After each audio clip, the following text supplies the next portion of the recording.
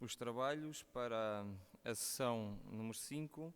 Vamos fazer apenas uma pequena alteração à ordem que está no programa, com a primeira comunicação a ter lugar sobre as intervenções públicas para o acesso à informação e transparência administrativa, possibilidades e obstáculos para o arquivista, pela doutora Tiara dos Santos Alves, a quem chamo para proferir a sua comunicação.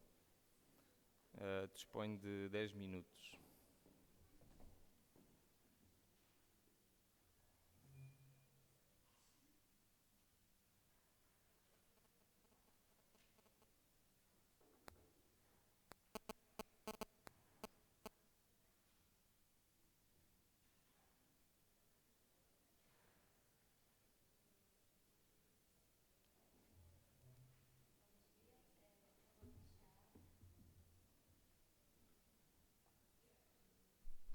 Obrigada. Bom dia, meu nome é Tiara, eu sou arquivista no Cefet, no Rio de Janeiro, e sou doutoranda do programa de pós-graduação do IBICT UFRJ. A apresentação de hoje ela é intitulada Intervenções Públicas para o Acesso à Informação e Transparência Administrativa, Possibilidades e Obstáculos para o Arquivista. O direito de acesso à informação é uma visão particular do Estado alinhada a interesses e valores internos ou externos a ele, a qual faz parte de um programa de ação política. O liberalismo político introduziu o entendimento de que o Estado protege e expressa os direitos individuais. Por isso, não deve haver segredos, chamado classicamente de arcane imperii. Informações ocultadas dos cidadãos, e a transparência é um ideal para o poder político liberal. No modelo do liberalismo político, o Estado liberal, em termos gerais, é um Estado contido pelas liberdades individuais fundamentais do cidadão, um Estado transparente. Na contemporaneidade, a valorização da transparência em linguagem liberal política, ela reflete em muitos países nas legislações de acesso à informação inspiradas na legislação norte-americana, conhecida como Freedom of Information Act. Os documentos de arquivo, eles provam, informam e testemunham atos a partir da manutenção do contexto e da sua proveniência e dos vínculos orgânicos com outros documentos. Então, em governos democráticos, o acesso aos documentos de arquivo do Estado relacionam-se diretamente com os termos prestação de contas, responsabilidade, transparência, abertura e confiança. A visibilidade social do Estado constitui um processo de dimensões políticas, técnicas, tecnológicas e culturais, tendo como dos seus produtos fundamentais a informação publicizada, informação esta contida nos documentos de arquivo. Nessa comunicação oral foram considerados 2 dispositivos legais como intervenções públicas para o acesso à informação e transparência administrativa no Brasil. A Lei 12.527, de 2011, que é a Lei de Acesso à Informação, conhecida como LAI, e o Decreto 8.539, de 2015, que dispõe sobre o uso do meio eletrônico para a realização do processo administrativo no âmbito dos órgãos e das entidades da administração pública federal, e entre seus objetivos, destaca-se promover a utilização dos meios eletrônicos para a realização dos processos administrativos com segurança, transparência e economicidade, e facilitar o acesso do cidadão às instâncias administrativas. É interessante destacar que esses 2 dispositivos legais, eles fazem parte da legislação arquivística brasileira. O CONARC, que é o Conselho Nacional de Arquivos, ele é um órgão vinculado ao Arquivo Nacional, que tem por finalidade definir a política nacional de arquivos e exercer orientação normativa para promover a gestão de documentos e a proteção especial aos documentos de arquivo. Então, o CONARC, ele organiza e disponibiliza no site deles há alguns anos uma coletânea intitulada Legislação Arquivística Brasileira e Correlata. A última vez que ela foi atualizada foi em dezembro de 2017, e esses dispositivos são considerados como integrantes da legislação arquivística brasileira. a legislação arquivística brasileira é um meio de garantir à sociedade o direito à informação e à memória. Além disso, permite maior conhecimento das ações do Estado. Cabe aqui, nesse momento, falar que não deve confundir-se a legislação arquivística com uma política arquivística. A legislação ela fornecerá elementos normalizadores à política arquivística e a política arquivística, por sua vez, viabilizará a aplicação da legislação. É importante que a legislação arquivística seja estudada a partir de um caráter técnico-científico, uma vez que espera-se que as ações políticas adequadamente formuladas estejam relacionadas ao conjunto de conhecimentos de uma determinada área, neste caso a arquivologia. Considerando a LAI e o Decreto 8.539 como ações estratégicas de intervenções públicas para o acesso à informação e transparência administrativa, o objetivo do artigo foi apontar as possibilidades e os obstáculos que estes dispositivos legais apresentam para a atuação do profissional arquivista. Vou começar agora a falar sobre o percurso metodológico deste trabalho. Foi uma pesquisa exploratória e sistemática. Vixe, 5 minutos você teria que correr aqui. Portanto, não foi uma pesquisa exaustiva, de abordagem metodológica qualitativa e quantitativa, e nível de interpretação dos resultados foi do tipo descritivo e explicativo, e as técnicas de pesquisa empregadas foram pesquisa bibliográfica e documental. Primeiramente, foi feita uma avaliação quantitativa da aderência dos termos do Dicionário Brasileiro de Terminologia Arquivística à LAI e ao decreto. O Dicionário Brasileiro de Terminologia Arquivística é um instrumento de fundamental importância para a normalização conceitual das atividades inerentes ao fazer arquivístico. Portanto, o uso de seus termos nos dispositivos legais indicaria oportunidades de atuação do arquivista para a operacionalização e execução destes dispositivos, e o contrário seria um indicador de obstáculos. Eu fiz uma avaliação entre os 463 termos do Dicionário Brasileiro de Terminologia Arquivística, quais deles constavam na LAI e no decreto, separadamente em ambos. Os termos contabilizados como constantes, eles não precisavam estar na sua forma exata. Poderia ser palavras e expressões que denotavam o mesmo significado acompanhado do termo do dicionário. Vou passar já para os resultados. Foram identificados 45 termos do dicionário constantes na lei e 42 no decreto. É uma presença muito baixa de termos arquivísticos, que pode apresentar como um obstáculo para a atuação do arquivista, na medida em que os outros termos utilizados nos dispositivos podem ser imprecisos e não evidenciar o ator qualificado para a implementação e monitoramento da lei e do decreto. O decreto, por ter a metade do número de artigos da lei, acima vocês podem ver que a lei tem 23 artigos e o decreto 46, apresenta melhor, então o decreto ele apresenta melhor aderência ao dicionário do que a lei. Isso pode ser visto como uma oportunidade mais evidente para a atuação do arquivista no que concerne a implementação do dispositivo legal. Aqui nesse quadro tem os termos que foram identificados na LAI e no decreto, exclusivamente na LAI, exclusivamente no decreto. Esses termos em vermelho são termos que estão no dicionário, mas que eles não estavam em sua forma exata apresentados na lei e no decreto. Ao final, eu coloquei os termos que tinham na LAI e no decreto, mas que eles não apresentavam os mesmos sentidos que os atribuídos pelo dicionário.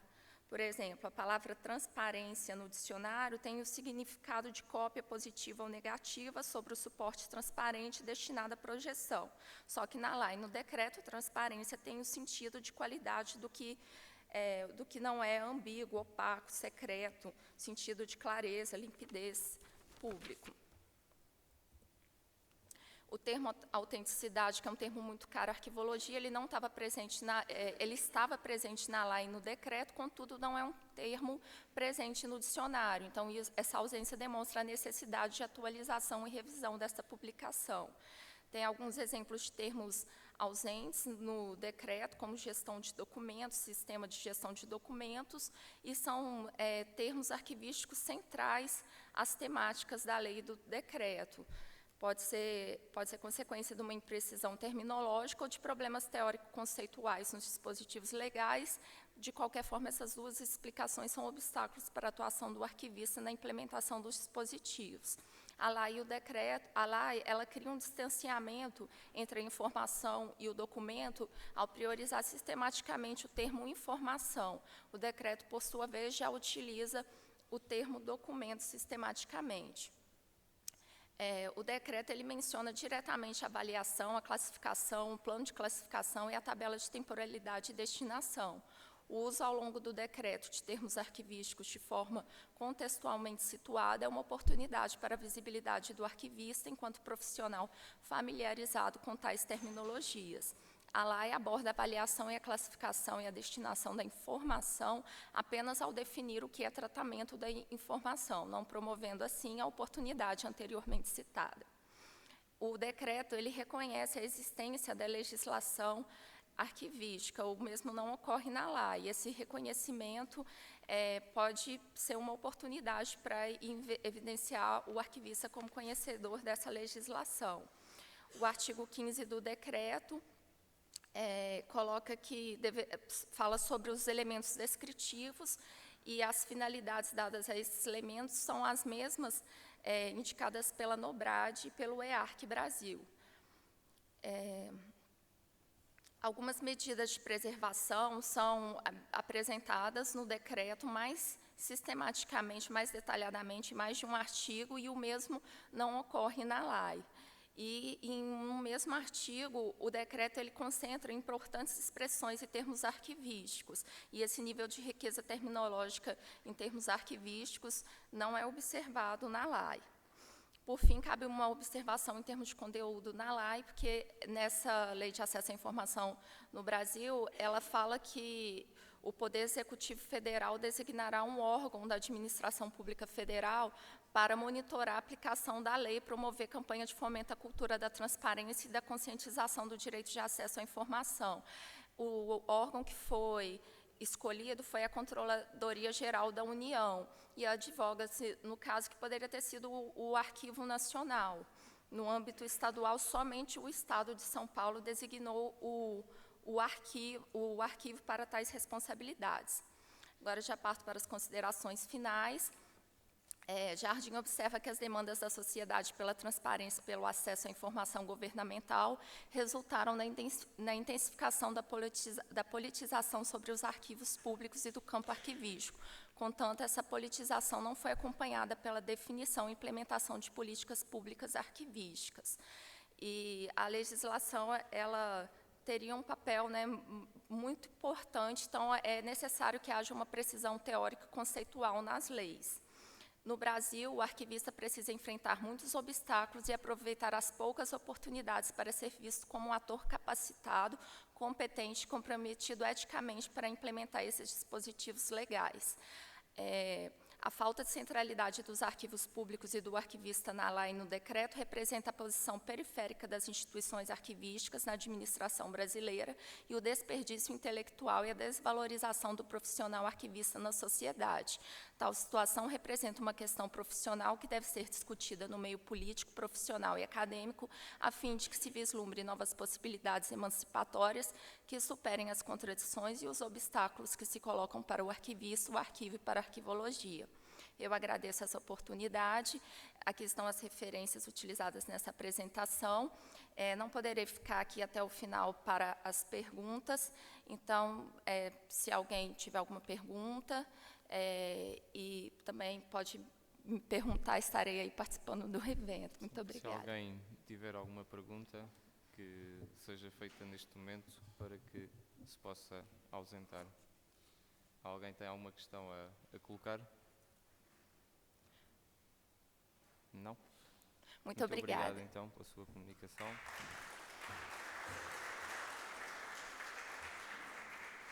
Chamava, então, o Dr. André Melícias com a comunicação Identidade e Intimidade. a gestão do correio de Nossa Senhora no Santuário de Fátima.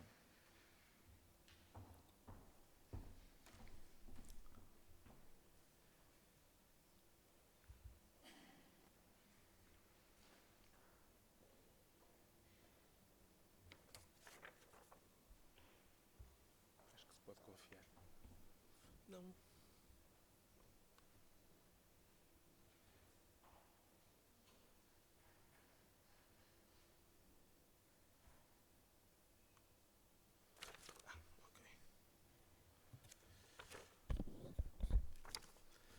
Aproveito para saudar brevemente a audiência e, como temos pouco tempo e eu posso entusiasmar-me, vamos começar. A par com a oração, a materialização das orações através de mensagens escritas que são enviadas ou deixadas às divindades é uma estratégia suplementar da aproximação do crente ao sagrado, pela possibilidade de as dirigir a locais específicos ou de as deixar em locais específicos com especial relevância na geografia do sagrado.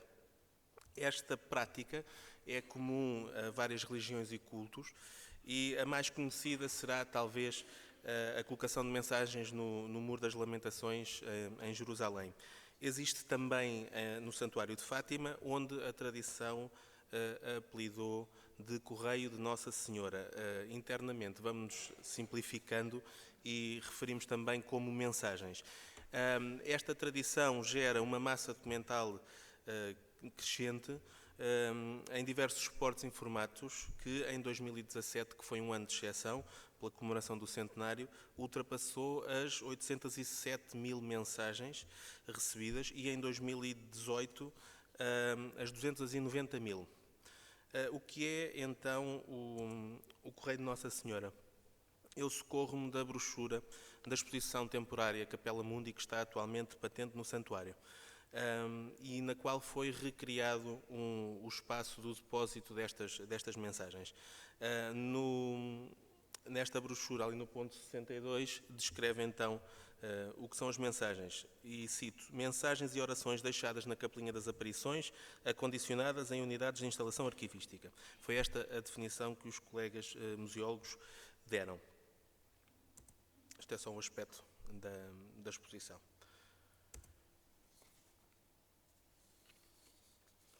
Basicamente, eu concordo com a descrição que lá está. Esta documentação é gerada pelos fiéis que, presencialmente ou não, a fazem chegar ao santuário. Geralmente, e ao circuito principal, estas mensagens são entregues aos vigilantes para serem colocadas no pedestal da imagem que é venerada na Capelinha das Aparições, através de duas aberturas que existem para esse efeito e que aqui na imagem está ali assinalado com uma seta. Eu não sei se é pelo aspecto de caixa de correio que, efetivamente, após os anos 80, quando foi construído este pedestal, que terá ganho a designação de Correio de Nossa Senhora ou não. Todas as mensagens passam pela capelinha, e isto é relevante do ponto de vista devocional. Independentemente do modo que chegue, eu não referi anteriormente, farei depois por escrito, mas inclusive são recebidas mensagens que chegam por e-mail, e as irmãs que tratam desta documentação ou gravam para CDs ou imprimem, mas fazem questão de levar as imagens à capelinha. A História das Mentalidades estudará esta questão. Como já referi, há um grupo de irmãs que recolhe esta documentação, conta, divide por língua, organiza em maços de 100 mensagens e acondiciona em caixas que depois são transferidas anualmente para o arquivo. No arquivo recebem um tratamento posterior, vão recebendo, conforme as nossas possibilidades, que passa então pela numeração de todas as mensagens e pela sua descrição em software ao nível da unidade de instalação, seja caixas, seja em maços. Qual o conteúdo e interesse? Para mim, esta é uma das séries mais ricas do Arquivo do Santuário de Fátima, porque é uma das que melhor espelha a razão de existir do santuário, ou seja, que é assistir material e espiritualmente os peregrinos que ali vão procurar uma ligação à esfera do divino. Estas são mensagens que substituem, em alguns casos, a presença física do remetente no local. Se lerem a primeira frase desta mensagem, por exemplo, nota-se que a pessoa não foi lá, enviou a mensagem. Atualmente isto acontece muito com grupos de peregrinos polacos, em que vem um grupo de 30 ou 40 peregrinos e trazem 30 ou 40 mil mensagens com eles. Ou seja, vem em substituição do crente que não pode fazer peregrinação. Mas são também mensagens que servem para prolongar a presença no espaço do peregrino que efetivamente lá foi e faz questão de deixar uma mensagem. Servem para dirigir agradecimentos, louvores, mas estão sobretudo, pela experiência que tenho da sua consulta, ligadas à dimensão do desabafo, da partilha dos desafios, da dificuldade, de medos, frustrações, acompanhados ou não de pedidos de intercessão. Para conhecerem mais ou menos o conteúdo, temos desde fitas que são colocadas nos cajados dos peregrinos e que vêm com pedidos pelas famílias. Temos mensagens, como neste caso aqui, que falam de famílias separadas pelo espaço ou mesmo de famílias desestruturadas, seja o marido que está ausente em trabalho, seja mesmo dificuldades, rupturas no casamento. Temos mensagens que falam de pessoas afetadas por doenças e do modo como essas doenças afetam a sua vida e a das famílias. Neste caso temos uma que fala de um problema de alcoolismo, outra de um homem que ficou com uma mão inutilizada e não pode trabalhar. Mensagens que falam do drama da guerra, seja de pedido de proteção para os militares que partiram para combater na guerra colonial, seja o agradecimento por terem voltado de feliz saúde e perfeito físico, isto é citação. Pedidos de paz no mundo e nos territórios que eram colónias portuguesas, e eu socorri-me sobretudo de mensagens dos anos 60, mas são também mensagens, algumas mais bem dispostas, em contexto de catequese, que pediam às crianças que fizessem sacrifícios por determinadas intenções e as crianças respondiam como crianças e diziam que faziam sacrifícios de não comer chocolates, e agora cito: pela conversão dos pecadores prometo comer a sopa toda, pela conversão dos pecadores não me apetecia jogar à bola, mas joguei. Não critiquei as minhas companheiras, esta é a minha favorita, não critiquei as minhas companheiras quando me apetecia tanto. Portanto, são as crianças a fazer os sacrifícios que podem e a dar umas lições. Esta série tem um nítido interesse científico e pastoral, mas comporta também dois problemas fundamentais. Vários problemas, dois deles são fundamentais. O primeiro é o da gestão do espaço, e isso ficará para o artigo. O que eu vou desenvolver um pouco mais é a da questão da gestão do acesso, que neste momento é muito restrito e que ainda estamos a trabalhar. E acesso este tem que ser feito como forma de valorização do potencial informativo, mas também de forma a respeitar e a preservar o ato de intimidade que está materializado naquele documento. Olhando para a nossa legislação, nós temos três condições, podemos resumir em três condições para acesso a dados sensíveis: a titularidade dos dados ou a autorização do titular, a possibilidade de expurgo ou anonimização e o acesso em diferido, ou seja, o estabelecimento de prazos de proteção. Isto não tem uma aplicação linear nesta documentação por várias razões. Por exemplo, a nível dos titulares dos dados, a maioria das mensagens não estão assinadas nem contêm outros elementos que possam promover a identificação e, portanto, isto invalida impedimentos legais, mas não outros. Na generalidade das que estão assinadas ou que têm os tais elementos identificativos, o modo como são apresentados não permite ainda assim uma identificação cabal.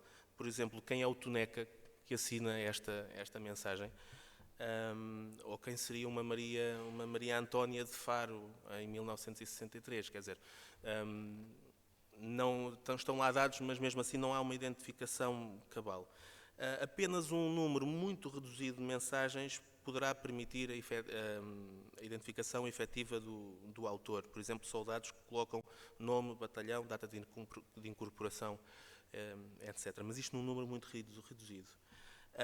A dimensão da série torna inviável o expurgo ou a anonimização. Esse trabalho não é, pelo menos a breve trecho, não é execuível. E, portanto, a questão seria: será lógico restringir o acesso à informação e à sua reutilização científica e pastoral pelo facto de, neste número muito reduzido de casos, podemos deparar com algum problema, ou devemos encontrar uma outra solução? Nós o que tentámos fazer foi exatamente encontrar uma outra solução. Seja pelo estabelecimento de um prazo de proteção de 50 anos, e que é superior ao que vai estando previsto até em alguma legislação, e que pode ser revisto conforme as necessidades. Sendo inviável esta anonimização prévia ao acesso, optou-se por fazer um compromisso com o consulente com algumas restrições, então, ao uso da informação, nomeadamente não poder recolher ou comunicar informações que permitam a identificação do autor, não comprometer-se a não tentar contactar com autores das mensagens no caso de conseguir identificar quem são. E eu, por exemplo, já encontrei mensagens de pessoas que conhecia, de familiares de pessoas que conhecia. E para um maior controle da documentação, toda a reprodução fotográfica é feita por nós com o nosso equipamento e mediante autorização superior, considerando, é claro, o objetivo.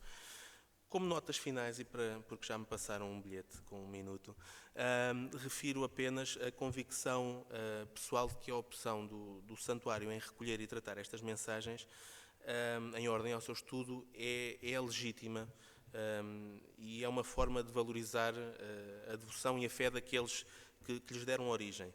Esta documentação que é uma janela para as mentalidades e, portanto, tem um enorme contributo a dar à ciência, não só à história, mas à sociologia e à antropologia, e pode ajudar-nos a rever muitos processos históricos do último século a nível nacional e internacional.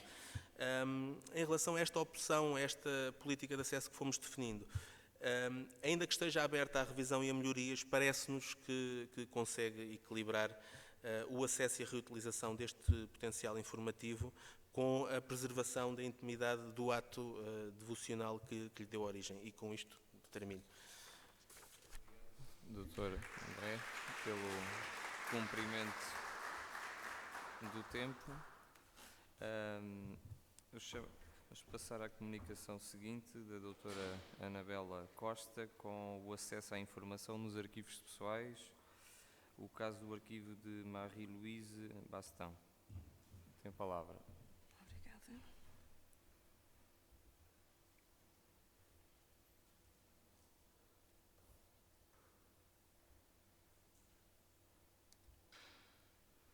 Bom dia. O meu nome é Anabela e sou arquivista, e hoje venho aqui apresentar-vos o arquivo de Marie-Louise Bastin. Marie-Louise Bastin foi uma investigadora e historiadora belga, nascida em Iterbeek em 1918 e falecida no Porto em 2000.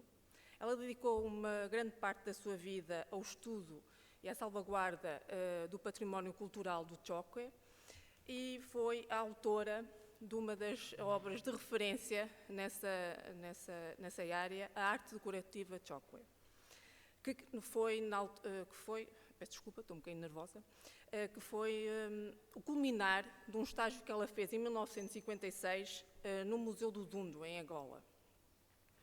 Em 62 e 73, ela licencia-se e faz o seu doutoramento em História da Arte e Ecologia na Universidade Livre de Bruxelas, onde também foi docente, tendo-se reformado, por assim dizer, em 1989. Em 1995, ela doa um acervo constituído por arquivos pessoais, biblioteca e 27 objetos etnográficos ao Museu e Laboratório Antropológico, Departamento de Antropologia da Universidade de Coimbra. Enquanto que a biblioteca e a coleção etnográfica, os 27 objetos etnográficos, foram quase imediatamente tratados e disponibilizados ao público.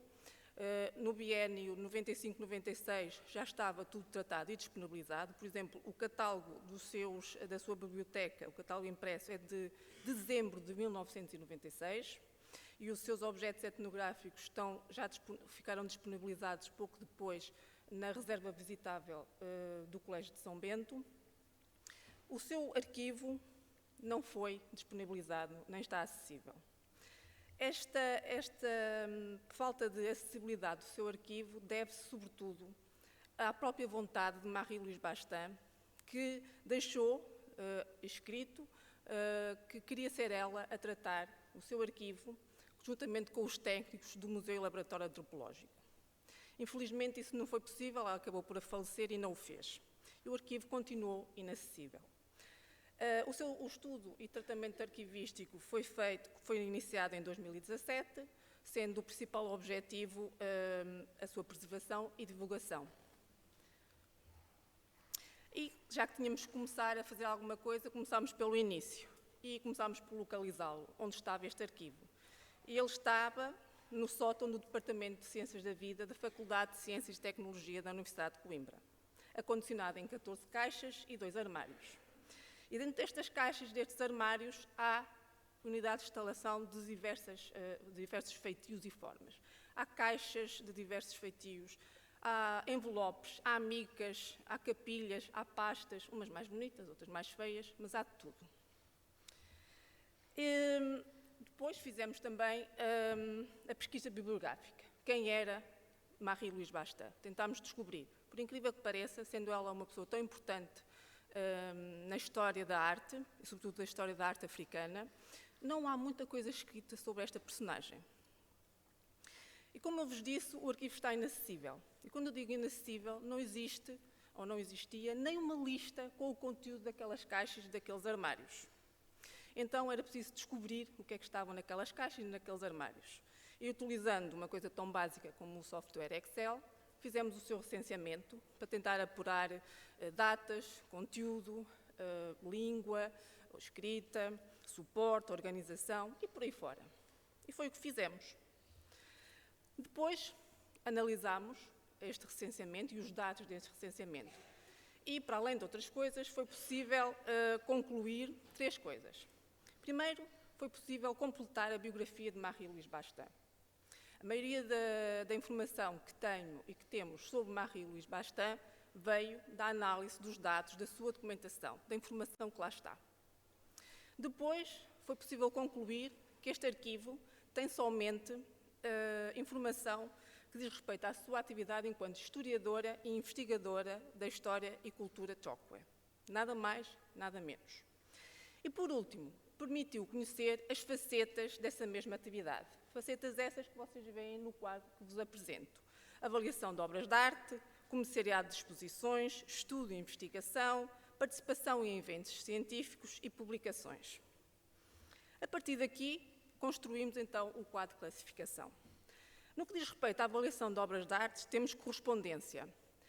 Marie-Louise Bastin era bastante considerada no mundo da arte africana e muitas entidades, públicas e privadas, recorriam a ela para lhe pedir opinião sobre as peças que tinham ou que queriam adquirir. E então, juntamente com esta correspondência, temos pressários, temos catálogos, temos desdobráveis, temos fotografias. A pasta que aparece na primeira imagem é a pasta dos falsos. É uma pasta onde só há informação de objetos de arte africana que ela considera falsos. No que diz respeito ao comissariado das exposições, Marie-Louise Bastin foi bastante ativa. E aqui temos, sobretudo, uma série de preparação e organização dessas mesmas exposições. Uma delas foi a exposição, por exemplo, de escultura africana, que esteve no Museu Nacional de Etnologia em 1994, a quando de Lisboa, capital europeia da cultura. E aqui nestas pastas que aparecem, temos, por exemplo, vários tipos de tipologias documentais. Temos fotografias, temos correspondência, temos listas e inventários de peças, temos fichas museológicas, temos esquemas do discurso narrativo que se queria imprimir àquela mesma exposição. Depois temos a secção Estudo e Investigação. É aquela que tem o maior número de séries, são 7. Temos a Análise e Crítica de Publicações, onde Marie-Louise Bastin apresenta, por exemplo, originais e cópias de diversos artigos, de diversos colegas e diversas entidades, que ela analisa, que ela faz resumos críticos, que ela tira notas. E temos também correspondência. correspondência com diversas entidades e autores. Temos também a série de doutoramento, onde temos quase todo o processo documentado do doutoramento de Marie-Louise Bastin, da investigação que ela fez e de tudo o resto, incluindo a sua tese. Ainda nesta secção temos as fichas bibliográficas, aquelas pequenas fichas que temos ali, onde que estão organizadas alfabeticamente pelo nome do autor e depois com citações e, sobretudo, que é muito interessante, se esse autor tem ou não tem iconografia na sua obra. A iconografia é muito importante, ela é uma historiadora da arte, então a iconografia sempre foi muito importante. Temos também a série Fichas Museológicas, que são pequenas fichas, normalmente ilustradas com fotografias de peças de obras de arte. Aquela que vos mostro ali é do Museu Real da África Central, e onde aparece o maior número possível sobre a peça que aparece na fotografia. Temos a tipologia, a função, o material,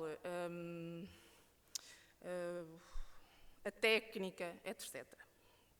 Ainda na mesma secção temos a iconografia, e aqui temos sobretudo fotografias, mas temos também diapositivos e negativos fotográficos. Estimo que sejam cerca de 10.000 itens. São sobretudo fotografias de obras de arte africana, obviamente, e na maioria são a preto e branco. A maioria delas estão classificadas por entidade ou coleção, como aquelas que vêm em essas pequenas caixas cor de laranja que vêm aí. E, por último, nesta secção temos notas e apontamentos de pesquisa. Aqui aparecem tipologias documentais como rascunhos, como artigos de colegas que ela anota também e outras tipologias. Na secção Participação em Eventos Científicos temos a série Preparação e Participação em Congressos, Seminários e Colóquios. E aqui temos todo o processo que Marie-Louise Bastin seguia quando participava num evento como este. Desde os rascunhos das comunicações que fazia, desde as fotografias que provavelmente utilizou para ilustrar a sua comunicação, desde os desdobráveis, desde os convites, as fichas, etc. Por último, na secção de publicações, temos duas séries. A série Artigos Científicos, que tem rascunhos de artigos da autoria de Marie-Louise Bastin, sobretudo, mas tem também cópias de artigos que ela referencia nas suas obras. E, por último, nesta secção temos a correspondência com várias entidades e colegas, trocando ideias exatamente para os seus artigos. Por exemplo, a carta que vocês veem é uma carta para o Museu Nacional de Etnologia, onde ela pede fotografias para ilustrar um artigo que ela vai escrever. Ela tem essas fotografias, ela diz, ela tem essas fotografias no seu arquivo, mas não tem a resolução que ela quer e pretende para a sua obra. Como notas finais, quero dizer-vos que a riqueza informacional deste arquivo é enorme. Isto é só uma pequena parte, este arquivo é fabuloso. Neste momento, ele já está mais ou menos acessível, por assim dizer. Já está feita a descrição ao nível da série. Prevê-se que se possa fazer uma descrição a níveis mais específicos, como a unidade de instalação ou mesmo o documento. Está para muito breve a limpeza e a higienização e o reacondicionamento desta documentação. E esperemos que num futuro o mais próximo possível seja possível informatizar e disponibilizar na web a descrição arquivística deste arquivo e talvez, quem sabe, já sou eu um bocado a sonhar, fazer a mudança de suporte e a digitalização, sobretudo de algumas séries, como são aquelas fichas museológicas ou mesmo a iconografia, fazendo talvez um repositório digital. Não queria ir-me embora sem agradecer, em meu nome e em nome das minhas colegas, à organização e a vocês que estiveram aqui a ouvir-me, a falar de uma coisa que eu gosto tanto, embora tenha estado um bocadinho nervosa. Muito obrigada. Muito obrigado pela sua excelente comunicação e pelo escrupuloso cumprimento do tempo. Eu chamava, vamos passar então à comunicação seguinte, e chamava o Dr. Henrique França para proferir a comunicação sobre jornalismo e transparência, um levantamento sobre o uso de ferramentas de acesso à informação por profissionais da imprensa e seus efeitos na produção de notícias. Dispõe de 10 minutos. Bom dia. Gostaria de saudar a todos os presentes, em especial as mulheres que estão nesse auditório, já que hoje é dia 8 de março, né? Uma data tão importante para a gente. E dizer que eu não sei se é o frio ou se é o nervosismo, mas eu estou tremendo um bocado aqui. E gostaria de começar explicando o porquê dessa temática, tratando a questão do jornalismo e transparência em um evento de arquivologia, mais fortemente voltado para a arquivologia. Nós entendemos que o jornalismo é um forte impulsionador, né, da opinião pública, vamos falar sobre isso aqui, e a forma como ele vê os arquivos ou a função do arquivista deve influenciar também, repercutir nesse cenário.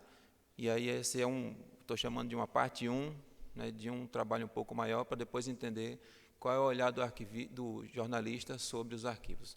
O segundo motivo é porque, aprendi agora a expressão, né, estou puxando a brasa à minha sardinha, né, porque eu sou da área da comunicação, sou formado em comunicação social e jornalismo, e hoje estou na arquivologia, estou como coordenador do curso de arquivologia da UEPB, de onde eu trago um abraço imenso para vocês. Bom, vamos começar, que eu já perdi metade da minha apresentação só nessa introdução aqui.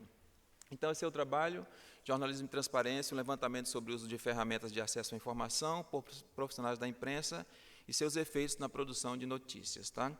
Nós fizemos inicialmente um breve panorama nesse cenário para falar um pouco sobre transparência nos governos democráticos, usamos o Norberto Nobel, o Bob, desculpa, e falamos que para isso é preciso uma engrenagem que facilite essa transparência no processo em qualquer governo democrático. E aí tratamos de um cenário a partir dos anos 1980, em que o Brasil, juntamente com outros vários países, começam a engrenar, né, leis de acesso à informação. Né? Nós temos a primeira, mais que centenária, na Bélgica, mas depois os outros países acabaram lá para os anos 80, realmente se importando mais fortemente com isso. No Brasil, foram mais de 20 anos para que a gente pudesse chegar desde a Constituição de 88, onde já fala de acesso à informação, passando pela Lei de Arquivo em 1991, até chegar à lei, de fato, chamada Lei de Acesso à Informação 12.527 de 2011, que entrou em vigor em 2012. Então, foram mais de 20 anos para que a gente pudesse estabelecer critérios de transparência ou de acesso à informação e a gente pudesse sair um pouco da cultura do sigilo para a cultura da transparência. Então, a Lei de Acesso à Informação, já foi falado aqui na primeira fala, na primeira apresentação, da obrigação de todos os entes públicos prestarem informações, né, a cidadãos e cidadãs, em linguagem acessível a todos, em prazos estabelecidos. Esse é um grande desafio para o Brasil, porque nós temos, de certa forma, um bom nível de transparência hoje nos nossos portais, mas quando você trata sobre linguagem clara e acessível, isso complica um pouco. Você vai abrir centenas ou milhares de planilhas e você tem que traduzir aquilo para poder realmente chegar à informação que você quer. E aí, a gente, com a Lei de Acesso à Informação, o acesso se torna regra e o sigilo se torna exceção. Eu não vou entrar muito na questão da lei, que eu acho que ela foi falada aqui no primeiro momento, nós podemos conversar mais sobre ela depois. E aí, nós fizemos um tripé entre participação cidadã, imprensa e opinião pública, trazendo algumas falas, alguns olhares a esse respeito. Primeiro, entendendo que a participação cidadã é essencial nesse contexto, mas a imprensa pode potencializar essas práticas de utilização da Lei de Acesso à Informação, entendendo sempre que nos bastidores da Lei de Acesso à Informação está um profissional da informação que precisa entender de gestão da informação, e aí eu estou falando fortemente de um profissional de arquivo. Nascimento, Rodrigues e Kramer falam que a nova lei vale para todos os brasileiros, mas os jornalistas e suas representações profissionais integraram um dos grupos sociais que mais contribuíram para o debate que antecedeu a sanção da LAI, da Lei de Acesso à Informação. Essa fala, esse levantamento foi feito antes da aprovação da lei. Um instrumento que dá a todo cidadão brasileiro o direito de buscar informações sobre qualquer natureza, no âmbito dos 3 poderes da República, tem repercussão no processo de trabalho jornalístico e é particularmente caro ao jornalismo investigativo. Dias Vieira enfatiza que essa função ampliada da imprensa, sobre essa função ampliada da imprensa, ao afirmar que não há separação entre o segmento e a ideia de cidadania e de formação da opinião pública. Usamos essas falas para poder situar o nosso trabalho a importância dele e trazer o objetivo. O objetivo foi investigar o nível de conhecimento e uso da Lei de Acesso à Informação por profissionais da imprensa da Paraíba, no Nordeste do Brasil, no suporte da produção de notícias. Tá? Isso tem várias repercussões, além do entendimento que esses profissionais têm sobre a lei, o uso que eles fazem dela, até como a gente recebe o jornal do dia ou a notícia no site, a partir desse uso ou não uso do sistema de acesso à informação pública. Bom, esse distanciamento, eu já estou na metade do meu tempo, a gente trabalhou com distanciamentos e aproximações nesse processo e fizemos meio que uma linha do tempo nesse artigo falando sobre, antes da Lei de Acesso à Informação, como era essa ligação. Né, nós trouxemos um texto da Virgínia Salomão, onde foi bastante inspirador para esse trabalho, que fala sobre jornalismo investigativo e legislação arquivística. E ela diz que, ela se baseando na lei de arquivo do Brasil, ela diz que é praticamente inexistente a busca de jornalistas através da lei de arquivo a informações públicas, isso antes da LAI, antes da Lei de Acesso à Informação. Na expectativa dessa lei, Malin fala que a imprensa estava muito aquém da participação no processo da LAI, e depois nós temos um trabalho de Nascimento e outros autores que falam que ele pegou os 4 principais jornais do Brasil, em que o levantamento de notícias a partir da Lei de Acesso à Informação é consideravelmente relevante. Então, nós fizemos um histórico disso aí. Bom, vou pular isso aqui. E aí, quais são essas aproximações de distanciamentos que nós vimos agora em relação à imprensa paraibana? Né? Qual é o nível de conhecimento que esses profissionais têm? Então, nosso trabalho foi composto de questionários online, nós enviamos cerca de 100 questionários a jornalistas profissionais da Paraíba, 60 deles foram respondidos e enviados a nós novamente. Foram 16 questões, abertas e fechadas, entre agosto e outubro de 2017. E aí eu tenho uma observação a fazer, por que tanto tempo para trazer para cá? Primeiro porque existia uma tentativa de fazer uma parte 2 e uma comparação entre esses artigos, que a gente ainda vai trazer mais à frente. Segundo, porque 2017 marca 5 anos da Lei de Acesso à Informação. Então, a ideia era, depois de 5 anos de implementação em vigor, como estaria o olhar do jornalista sobre a Lei de Acesso à Informação. Tá? Nós pegamos jornalistas de todas as áreas, desde a imprensa, desde o jornal impresso até os sites, rádio e por aí vai. Bom, trouxemos algumas figuras aqui, talvez eu tenha que pular algumas, mas, por exemplo, a frequência com que precisa recorrer à voz oficial, né, aos governos, às instituições públicas, para compor notícias. Então, nós temos ali 51%, eu estou me sentindo meio Malheiros aqui agora, 51% diariamente, praticamente todos os dias 27%, raramente 19% e nunca 3%. Então, a gente tem, a grande maioria utiliza quase que diariamente a voz oficial, evidentemente, para conseguir respostas, para compor os seus textos. Né? Alguma vez deixou de receber informação ou dados que deveriam ser fornecidos pelo poder público, então, 51% algumas vezes, 36% muitas vezes, a grande maioria deixou de receber informação do poder público, que é não só uma obrigação pública, mas é uma obrigação agora legal, né, e eles deixaram de receber.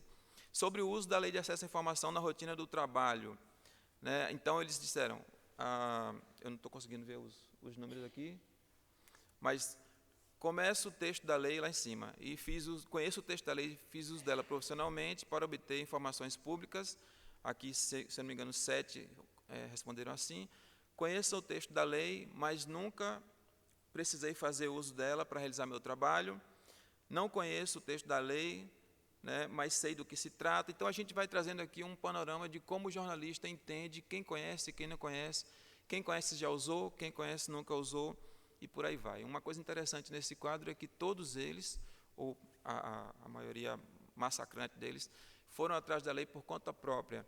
Não teve nenhuma iniciativa de suas empresas de comunicação, por exemplo, de incentivar o cuidado em apresentar a lei aos seus profissionais. Se já fez uso da lei, informe a frequência desse uso. Né? Nós estamos falando de 5 anos de Lei de Acesso à Informação. Tá? Então, 61%, 1 a 5 vezes em 5 anos, 6% mais de 10 vezes, 33% entre 5 e 10 vezes, e, não sei enumerar, não tivemos ninguém aqui. Então, a gente tem 61% que 1 a 5 vezes usaram a lei, os outros, no máximo, 10 vezes em 5 anos de lei de acesso à informação. Eu vou passar algumas coisas. O tempo médio de resposta, a maioria ultrapassa o tempo médio de resposta pela lei de acesso à informação. Nós temos 20 dias em que o poder público tem que informar, tem que dar resposta, ou pode prorrogar por mais 10 dias, justificando esse prorrogar de prazo. Então, nós teremos 30 dias, e tem casos aqui, por exemplo, até 30 dias, por mais de 30 dias, e casos em que 39% nunca foram enviadas respostas. Nós estamos falando de jornalistas, que são as pessoas que denunciam os abusos, vamos dizer assim. Caso os dados tenham sido enviados via lei de acesso à informação, qual é o nível de satisfação? Então, 14% diz as informações atenderam totalmente as expectativas.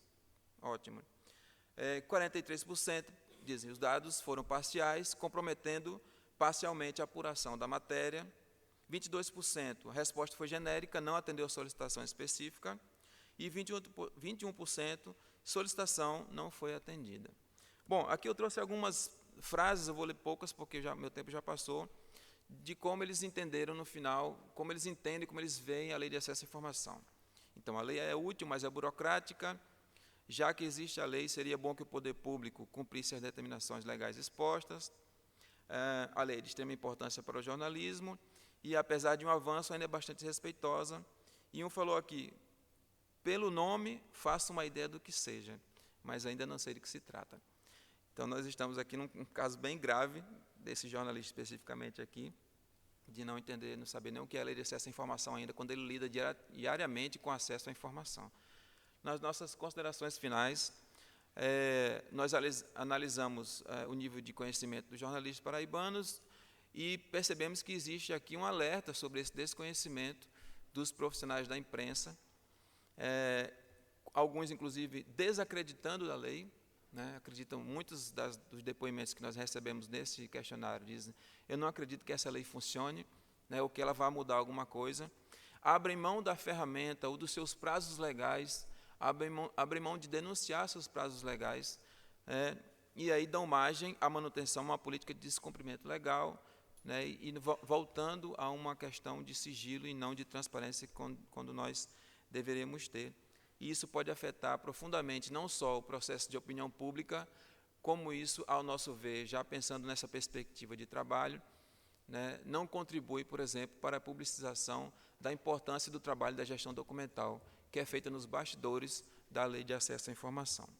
Bom, esse é o nosso trabalho. Gostaria de agradecer e dizer também que, assim como a primeira fala, eu vou ter que sair porque eu estou em 2 salas ao mesmo tempo, vou ter que apresentar um trabalho lá em algum momento. Eu não sei se vai querer que alguém fale agora. Não sei se alguém tem alguma questão.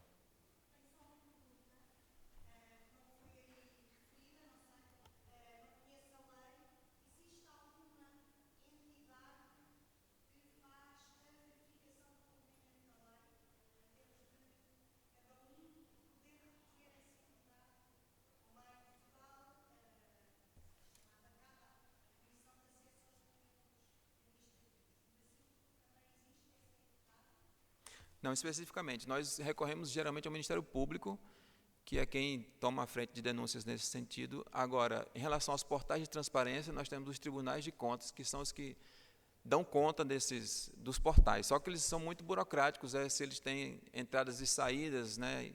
Em relação ao que nós estamos falando aqui, que é via ESIC, que é o Serviço de Informação ao Cidadão, né? Então, o tribunal já não trata diretamente disso. E, geralmente, essa é uma questão que eu acho que falta ficar mais claro na lei. As pessoas recorrem ao Ministério Público, né, que seria por improbidade administrativa. Você está negando uma informação pública, né, a um cidadão ou uma cidadã. Mas a gente não tem um órgão especificamente, não que eu tenha conhecimento, talvez algum dos colegas possa depois me corrigir se eu estiver errado, mas um órgão específico a quem recorrer para que essas denúncias sejam alocadas ali, senão o Ministério Público. Alguma questão? Não. Muito obrigado. Então, muito obrigado.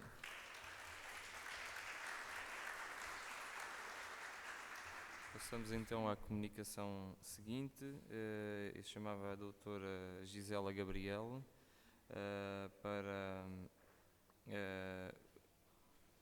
para a comunicação, como comunicam os arquivos municipais na área metropolitana de Lisboa. Também dispõe de 10 minutos e tem a palavra.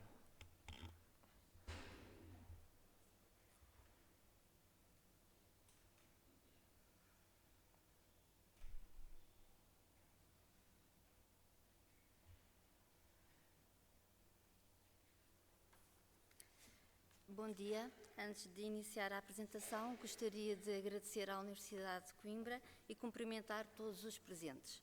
A comunicação que vos apresento intitula-se Como comunicam os arquivos municipais da área metropolitana de Lisboa. Este estudo analisa a comunicação nos 18 arquivos municipais da área metropolitana de Lisboa, isto é, os arquivos municipais de Alcochete, Almada, Amadora, Barreiro, Cascais, Lisboa, Loures, Mafra, Moita, Montijo, Odivelas, Oeiras, Palmela, Seixal, Sesimbra, Setúbal, Sintra e Vila Franca de Xira. O objetivo principal consistiu em analisar a realidade dos 18 arquivos municipais da AML, que se revelou um excelente exemplo para a averiguação do nível de investimento na comunicação da informação, contribuindo igualmente para o aprofundamento do conhecimento sobre o panorama nacional neste domínio. Pretendeu-se, mais concretamente, percepcionar a forma como os arquivos municipais se adaptaram aos novos desafios da sociedade da informação, nomeadamente ao nível da consulta física e digital da informação e do modo como utilizam a internet para a disponibilização da sua informação e comunicação dos serviços e iniciativas desenvolvidos. O estudo teve, assim, por base a seguinte pergunta: de que forma os arquivos municipais da área metropolitana de Lisboa gerem a sua comunicação, acrescentando-lhe valor organizacional, de modo a posicionarem-se em vantagem no mercado da informação. Para a concretização deste intento, recorreu-se à pesquisa documental, partilhando o conceito de Santo Jorge, para quem a pesquisa documental é também uma técnica de recolha de dados, pois, e passo a citar, não nos documentamos ao acaso, mas em função de uma investigação. Assim, procedeu-se à pesquisa documental das páginas da internet dos arquivos municipais ou, quando não existiam, dos sites dos municípios em questão. À pesquisa documental dos blogs, do Twitter e do Flickr, bem como à recolha de dados por meio de inquéritos por questionário. Realizou-se ainda a observação direta não participante das páginas de Facebook dos arquivos municipais em análise ou, quando não existiam, dos respectivos municípios. A sociedade da informação tem exigido a adaptação da forma de comunicação dos arquivos a bem da satisfação dos seus utilizadores, que passaram a ser concebidos como clientes. Os municípios têm assim desenvolvido instrumentos de comunicação da informação, apostando na internet e nas redes sociais, que providenciam conteúdos e serviços gratuitos e de fácil acesso. O recurso às novas tecnologias permite, pois, aos arquivos municipais aproximarem-se dos seus utilizadores, garantindo uma assinalável simplificação do acesso à informação, rentabilizando recursos humanos afetos e reduzindo tempos de espera e custos de funcionamento. A análise de dados teve por base as 16 respostas ao questionário que foi remetido aos 18 arquivos municipais da AML e o estudo da sua presença na internet, nomeadamente nas redes sociais. Registe que os arquivos municipais de Alcochete e da Moita não responderam ao questionário nem dispõem de informações a seu propósito nos sites das câmaras municipais, o mesmo sucedendo no Facebook. Deste modo, parece que não têm apostado no tratamento e comunicação da documentação e informação que administram por razões que desconhecemos. No que se refere à documentação a cargo dos arquivos municipais, apenas obtivemos 15 respostas, nem sempre completas. O município de Lisboa é assim o detentor do maior número de documentos físicos, que atinge cerca de 34 mil metros lineares, seguidos de Cascais e de Sintra com 14 mil cada e do Seixal e Loures com 12 mil metros lineares cada. Já Sesimbra e Almada afirmaram dispor apenas de 400 e de 250 metros lineares, respectivamente. No entanto, neste último município estão apenas contabilizados os documentos de conservação permanente.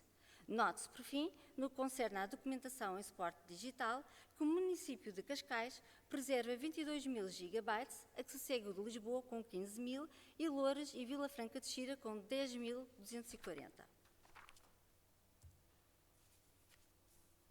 Entre os instrumentos de acesso à informação disponibilizados pelos 16 respondentes, destacam-se os inventários existentes em 93,8% dos municípios, a que se segue os catálogos, presentes em 43,8% dos arquivos, e os guias, que atingem 37,5% do universo em análise. Tendem a ser sobretudo disponibilizados em papel, ainda que 68,8% dos respondentes os facultem em suporte digital. No que concerne aos meios de comunicação utilizados para pedidos de consulta não presencial por utilizadores externos, como podemos observar neste gráfico, apenas 10 municípios nos responderam a esta questão. Sendo evidente a crescente relevância do correio eletrónico, que atingiu, por exemplo, 100% dos pedidos no Arquivo Municipal de Odivelas e 75% no Montijo, há ainda que reter a importância do telefone, que representou, por exemplo, 70% e 67% dos pedidos recebidos pelos arquivos municipais de Oeiras e de Vila Franca de Xira, respectivamente. Refira-se que o Arquivo Municipal de Setúbal associou 90% dos pedidos a outros, visto que estes lhes chegam, sobretudo, através do sistema de gestão documental, nomeadamente por requerimento. O mesmo sucede em Cascais, com 27% dos pedidos recepcionados por esta via. Já em Lisboa, 64% dos pedidos foram recebidos através do site. Entre os detentores de base de dados online, isto é, 50% dos 16 arquivos municipais respondentes, Almada, Cascais, Lisboa, Loures, Mafra, Oeiras, Sintra e Vila Franca de Xira, o Arquivo Municipal de Lisboa é o que mais utilizadores dispõe e registros e imagens faculta, seguido dos de Cascais e de Mafra. Entre os 16 arquivos respondentes, 11 desenvolvem atividades de caráter pedagógico, cultural, científico ou social, entre as quais se destacam as exposições, as visitas de estudo, os workshops e as ações de formação. Note-se que, em outras, consta a participação em publicações periódicas de âmbito cultural e atividades lúdicas no âmbito de exposições. Dos 11 arquivos municipais que desenvolvem estas atividades, 6 não dispõem de espaços próprios para o efeito e apenas 5 contam com serviço educativo. Todos os municípios que dispõem desta mais-valia servem a pré-primária e o primeiro ciclo. Entre estes, 4 abrangem também os segundo e terceiro ciclos e o ensino secundário, e 3 alcançam o ensino superior. Refira-se, por fim, que apenas o Arquivo Municipal de Lisboa desenvolve igualmente atividades para o público sénior. Entre os 16 respondentes, 3 dispõem de página própria na internet: Lisboa, Loures e Setúbal, sendo de notar que o Arquivo Municipal da Amadora não conta sequer com representação no site do município, à semelhança do que acontece com os arquivos municipais de Alcochete e da Moita, que, como já havia referido, não responderam ao questionário. Dos 15 respondentes, 53% facultam instrumentos de acesso à informação online, sobretudo catálogos e inventários. Constam ainda referências a um guia, a um roteiro de fundos e a um índice. No que concerne à presença em blogs e redes sociais, apuramos que nenhum dos 16 respondentes dispunha de blog ou conta própria de Twitter. No entanto, alguns contam com a representação nas páginas de Facebook dos seus municípios, como sucede com os arquivos municipais de Cascais, Setúbal e Oeiras. Já os arquivos municipais de Lisboa, Loures e Palmela dispõem de conta própria no Facebook. Refira-se ainda que o Arquivo Municipal de Cascais é o único a possuir conta própria no Flickr.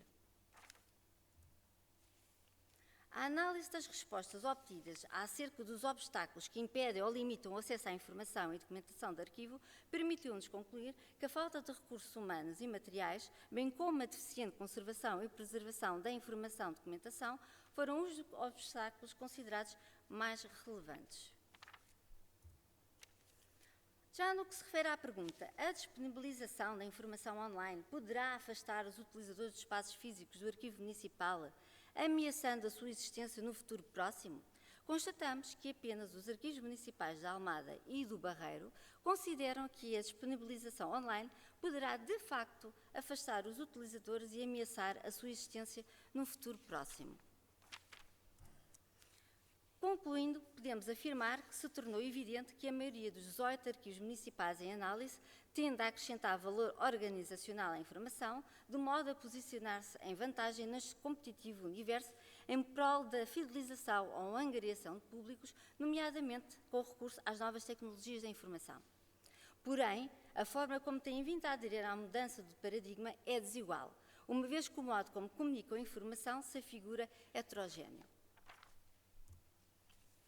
A análise de dados recolhidos acerca da comunicação através da internet permitiu-nos assim criar 4 grupos de arquivos que traduzem diferentes níveis de investimento neste domínio. No grupo 1 encontram-se os arquivos que parecem não apostar no tratamento e comunicação da informação por esta via. No grupo 2 surgem os arquivos que apenas facultam aos utilizadores informações básicas acerca dos serviços que prestam e da documentação que preservam. O grupo 3 corresponde aos arquivos em que a comunicação da informação é sobretudo efetuada através da disponibilização de uma base de dados online. Já o grupo 4 é constituído por arquivos que, para além de uma base de dados, disponibilizam online conteúdos mais detalhados e até inovadores. Tendo por base estes grupos, foi igualmente possível criar uma pirâmide que representa os diversos níveis de investimento dos arquivos municipais na comunicação através da internet. O grupo 1 agrega os arquivos com nulo ou fraco investimento ao nível da comunicação da internet, em que se situam os arquivos municipais de Alcochete, Amadora, Moita e Odivelas. O nível 2 agrupa os arquivos com reduzido investimento a este propósito, em que se inserem os arquivos municipais do Barreiro, do Montijo, de Palmela, do Seixal, de Sesimbra e de Setúbal. Já o nível 3 associa os arquivos com bom investimento neste domínio, como os arquivos municipais de Almada, Louros, Mafra, Oeiras, Sintra e Vila Franca de Xira. Por fim, o nível 4 destaca os arquivos com excelente investimento na comunicação online, como os arquivos municipais de Cascais e Lisboa. Os arquivos municipais, enquanto promotores da informação, memória e património, identidade e conhecimento, estimulam a cidadania ativa, pelo que têm vindo a recorrer às tecnologias da informação para alcançar um envolvimento ainda mais próximo com o cidadão. Desta forma, os arquivos municipais que, e passo a citar, não construam canais de informação bi- ou multidirecionais e disponibilizem sistemas de participação efetiva, tenderão a integrar um caminho de ausência gerado por monólogos que os levam a um estado hermético e inexpressivo. Termina assim a minha apresentação, agradecendo toda a vossa atenção. Muito obrigada. Muito obrigado. Vamos passar então à comunicação seguinte. Chamava a doutora Ana Lúcia Terra para preferir a sua comunicação sobre o arquivo das mensagens de e-mail em contexto organizacional, tópicos de reflexão.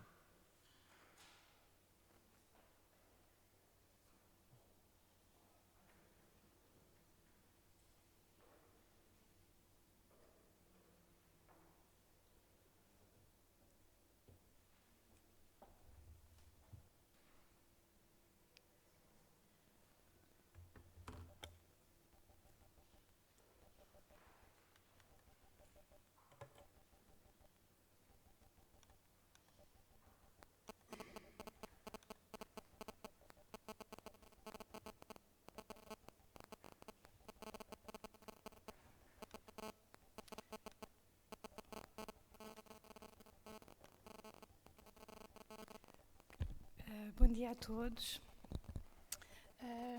Portanto, eu venho então aqui falar-vos um pouco sobre as questões do e-mail, que é um assunto que me tem interessado nos últimos anos. Irei começar por fazer, enfim, uma breve definição do objeto. Irei depois tentar fazer também um breve enquadramento do e-mail no contexto organizacional e depois apresentar-vos algumas propostas relativas à avaliação e à retenção das mensagens de e-mail.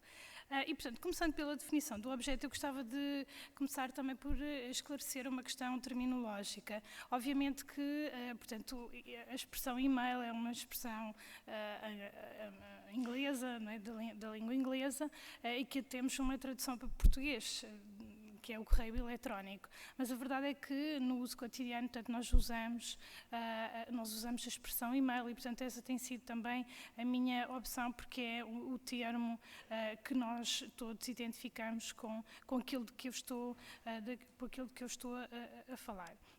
E, portanto, antes de passar à apresentação propriamente dito, de algumas reflexões que eu gostaria de trazer para aqui, e também queria sublinhar que são apenas reflexões, portanto, eu não trago aqui nenhumas respostas a estas questões relativas ao arquivo do e-mail, das mensagens de e-mail. Portanto, eu queria começar por definir o conceito do objeto que eu venho aqui trabalhar. E, portanto, para isso existem muitas definições que irão encontrar na literatura e em documentos regulamentares, digamos assim. Eu recuperei aqui uma definição cunhada pela Biblioteca e pelos Arquivos Nacionais do Canadá, data já de 2008, mas é uma definição concisa e que me parece, enfim, ir ao ponto daquilo que precisamos para uma apresentação deste tipo, e também porque o Canadá foi dos primeiros países em que as instituições com, enfim, alçada arquivística em termos nacionais, digamos assim, se preocupou com estas questões do e-mail. E, portanto, para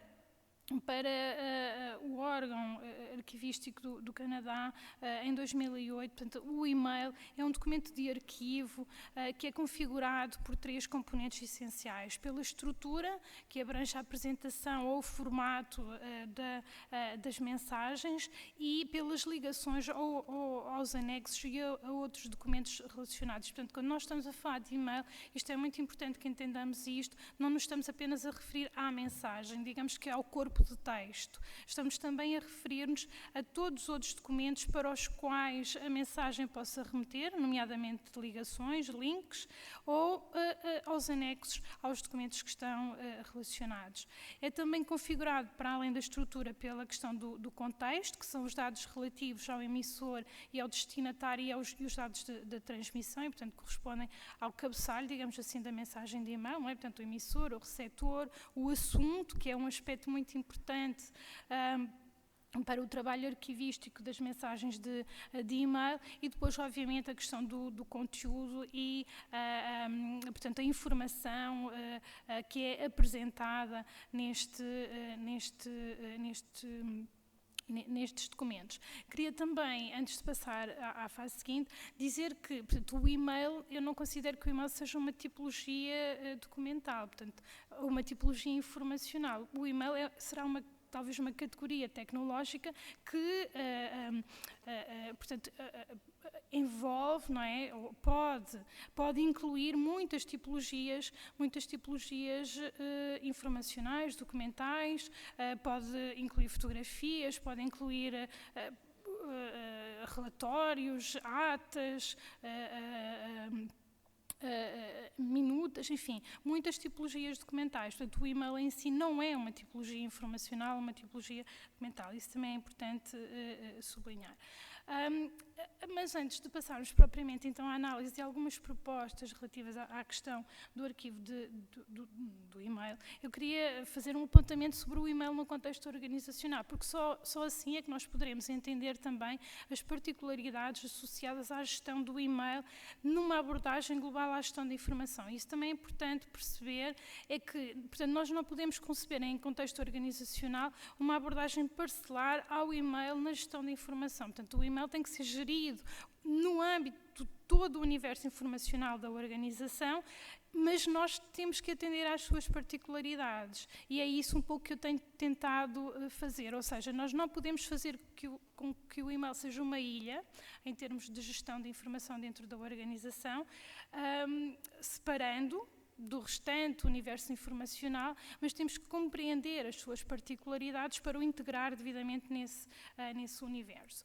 E uma das particularidades do e-mail no contexto profissional é que, como alguns autores dizem, portanto, o e-mail tornou-se um habitat. Um habitat é um sítio onde nós vivemos e que condiciona a forma como nós vivemos. E se nós pensarmos, nós acho que conseguimos sentir, não é, que de facto o e-mail é o sítio onde o trabalho se concentra e a partir de onde ele também é difundido e condiciona a forma como as pessoas trabalham. Se nós pensarmos na forma como as pessoas trabalhavam há 20 anos, iremos certamente compreender que ela é muito diferente da forma como trabalham hoje em dia, por grande força de influência do e-mail. E porquê? Porque o e-mail é um sistema sociotécnico, portanto é uma tecnologia, mas é uma tecnologia com apropriação social, com a apropriação dos indivíduos. E isso veio moldar substancialmente a forma como a informação é criada, como ela é recebida, como ela é usada pelas organizações no cumprimento das suas missões, objetivos e atividades. E isso fez com que, dentro das organizações, por força em grande parte do uso do e-mail, portanto, a informação e a comunicação organizacional se tenham tornado mais imediatas. Quando nós enviamos um e-mail, esperamos por uma resposta no dia, ou se calhar até às vezes nos minutos seguintes. Se nós pensarmos há 20 anos ou há 30 anos, quando enviávamos uma carta, não é? Nós não estaríamos à espera de uma resposta tão imediata. Isto tem a ver também com o uso que é dado ao e-mail. Comunicações muito mais intensas, isso tem a ver com a quantidade de informação que produzimos, e também comunicações muito mais informais. E isto também tem a ver com organizações muito mais horizontais, em termos de hierarquia, é muito mais fácil a comunicação dentro da organização. Isso tem reflexos, por exemplo, ao nível da linguagem usada nos documentos dentro das organizações. Se nós pensarmos como é que nós cumprimentamos alguém a quem dirigimos o e-mail, muitas vezes nós plasmamos na linguagem escrita uma linguagem coloquial e iniciamos e-mails ou recebemos e-mails com bom dia, boa tarde e boa noite. E, portanto, estamos a usar um cumprimento que deve ser um cumprimento do imediato, não é? E nós não sabemos se ele vai ser lido naquele momento. E, portanto, isso também é interessante e mostra também a informalidade da comunicação que foi potenciada pelo e-mail. Mas, se calhar, interessa-nos, sobretudo, para a questão da gestão do arquivo dos e-mails, interessa-nos, se calhar, sobretudo a questão da quantidade. E, portanto, de facto, a produção de informação tornou-se muito intensa com o uso do e-mail. O documento de 2008 do Canadá previa que em 2010 houvesse cerca de 3 mil milhões de utilizadores de e-mail. Eu não fui, enfim, atualizar estes dados, mas certamente hoje serão muito, muito, muito mais. Em média, cada pessoa terá duas contas de e-mail e estimava-se num outro trabalho da empresa Radicati de 2015, que eram enviados, portanto, cotidianamente, cerca de 205 mil milhões de mensagens. E, portanto, temos aqui um aumento do volume da informação e da comunicação organizacional que muitas vezes não tem uma relação direta e linear com fluxos infocomunicacionais mais relevantes e mais pertinentes. E, portanto, a quantidade de informação produzida e recebida acaba por se tornar um obstáculo ao próprio funcionamento organizacional e a quantidade, portanto, torna-se uma dificuldade para aproveitar as características qualitativas da informação nos contextos em que ela é necessária. E, portanto, paradoxalmente, apesar da sua sofisticação tecnológica, isto é uma coisa que eu digo sempre, o e-mail representa, em muitos casos, um retrocesso em termos de gestão integrada da informação. Porquê?